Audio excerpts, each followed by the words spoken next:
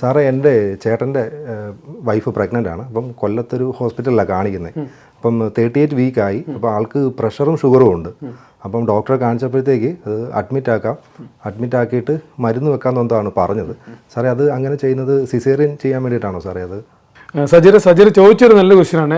എല്ലാവർക്കും ഒരു സംശയം, ഈ പ്രഷറും ഷുഗറും ഉള്ള പേഷ്യൻസിനൊക്കെ 36 ആഴ്ച അഡ്മിറ്റ് ആക്കിയിട്ട് ഡെലിവറി ആക്കുന്നത് സിസേറിയൻ ഒത്തിരി കൂടുതൽ ചെയ്യാനാണോ എന്നൊരു ധാരണ എല്ലാവർക്കും ഉണ്ട്. അതങ്ങനെയല്ല.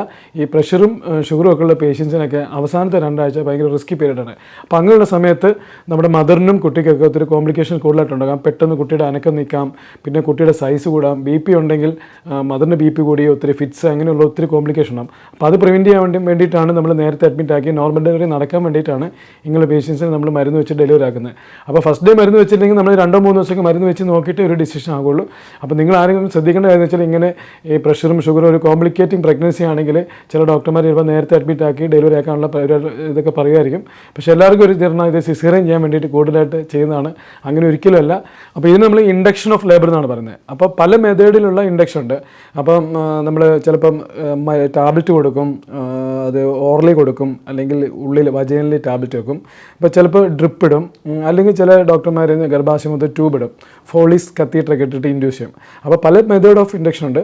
അപ്പം സജീറിൻ്റെ ചേട്ടനോട് പറയുക, ഇതൊരു ആക്സെപ്റ്റഡ് ആയിട്ടുള്ള ഒരു ട്രീറ്റ്മെൻറ്റ് ആണ്. അപ്പോൾ ആ രീതിയിൽ തന്നെ ഡോക്ടർ പറയുന്നത് തന്നെ ചെയ്തോളാൻ പറയുക. അപ്പോൾ അതുകൊണ്ട് ഒന്നും പേടിക്കേണ്ട ആവശ്യമില്ലെന്ന് പറഞ്ഞോളൂ കേട്ടോ. ശരി സാർ, താങ്ക് യു.